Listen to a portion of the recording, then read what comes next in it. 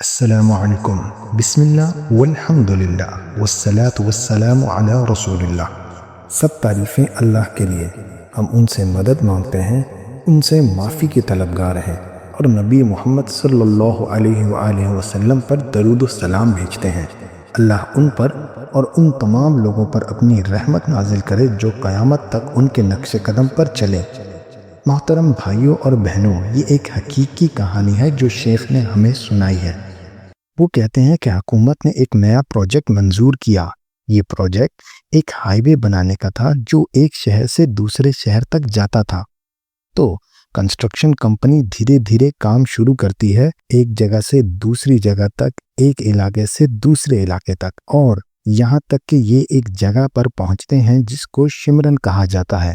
جب وہ ہائی وے بنا رہے ہوتے ہیں تو انہیں معلوم ہوتا ہے کہ یہ جو رستہ جو انہوں نے چوز کیا ہے اس کے درمیان ایک قبرستان ہے، اور اسلام میں قبرستان کا بہت زیادہ احترام ہے۔ اس پر نہ چل کر جا سکتے ہیں اور نہ اس پر کچھ بنایا جا سکتا ہے، اور نہ ہی اس میں کسی بھی طرح کی چھیڑ چھاڑ کی جا سکتی ہے۔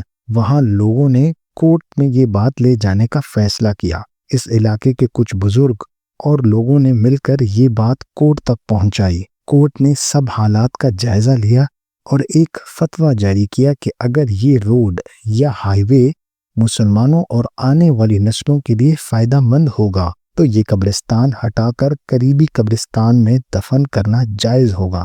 اب ایک کمیٹی طے کی گئی جو کورٹ اور اس ایریے کے بزرگ لوگوں پر مشتمل تھی۔ یہ لوگ قبرستان گئے اور ایک ایک کر کے قبر کھودنا شروع کی۔ سب قبریں کھولی گئیں جن میں صرف ہڈیاں اور گلی سڑی چیزیں ملیں۔ یہ سب ایک کافن یا باکس میں ڈال کر دوسرے قبرستان میں شفٹ کی جا رہی تھیں۔ لیکن جب ایک خاص قبر تک پہنچے اور قبر کھودی گئی تو وہاں جو کام کر رہے تھے انہوں نے اچانک تکبیر بلند کی، اللہ اکبر، اللہ اکبر۔ جو لوگ نہیں جانتے تھے وہ قریب آئے اور دیکھا کہ قبر میں کیا ہے۔ انہوں نے دیکھا اور سب نے پھر سے تکبیر بلند کی، اللہ اکبر، سبحان اللہ۔ سب لوگ یہ دیکھ کر حیران ہو گئے۔ انہوں نے دیکھا کہ وہ ایسے شخص کی قبر پر کھڑے تھے جو کہ بالکل ویسا ہی تھا جیسے کہ ابھی ابھی اس کی تدفین کی گئی ہو۔ کفن بالکل سفید، بنا کسی داغ کے یا مٹی کے، نہ اس قبر میں کیڑے تھے۔ جب اس کا چہرہ کھولا گیا تو لوگ یہ دیکھ کر حیران ہو گئے کہ اس کا جسم اب بھی اسی طرح تھا۔ یہ دیکھ کر وہاں کے بزرگ اور سمجھدار لوگ پہچان گئے کہ یہ شخص کون ہے۔ انہوں نے کہا یہ فلاں شخص کا بیٹا ہے اور اس کا والد ابھی بھی زندہ ہے۔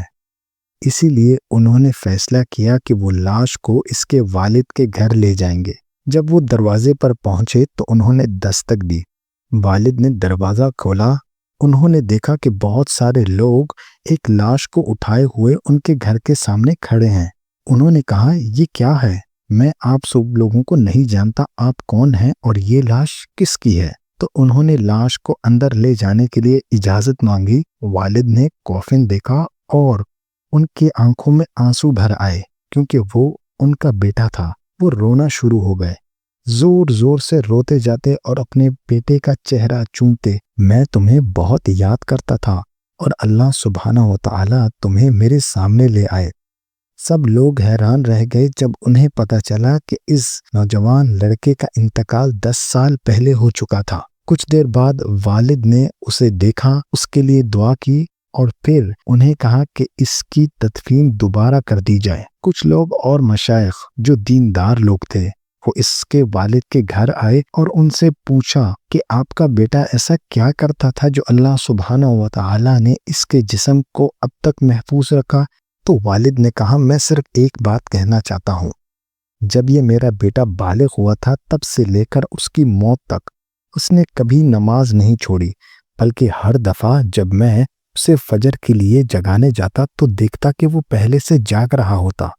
جب بھی میں مسجد جاتا تو پہلی صف میں اسے پاتا، اذان اور اقامت کا انتظار کرتے ہوئے۔ تو مشائخ کو یہ سمجھ میں آئی کہ یہ نماز کا اثر ہے۔ اس نے نماز کی حفاظت کی، نماز کو اپنی زندگی میں اہمیت دی، اور جیسا اس نے نماز کی حفاظت کی، اللہ سبحانہ و تعالی نے اس کے جسم کی حفاظت کی۔ تو دیکھو اللہ سبحانہ و تعالی کی رحمت، اس کی برکت اور اس کا کرم اس شخص پر صرف اس وجہ سے ہے کہ اس نے نماز کی حفاظت کی۔ جیسا کہ اللہ سبحانہ و تعالی فرماتے ہیں، حافظوا علی الصلوات والصلاة الوسطی، نمازوں کی حفاظت کرو، اور بیچ والی نماز کی خاص کر، یعنی عصر کی نماز کی۔ تو ہمیں بھی چاہیے کہ اس بات کا خیال رکھیں۔ ہمیں چاہیے کہ ہم اپنے بہن بھائیوں کو، اپنی فیملی کو اور اپنے ارد گرد جڑے ہوئے لوگوں کو نماز کی تلقین کرتے رہیں اور انہیں نماز کی اہمیت کے بارے میں بتاتے رہیں۔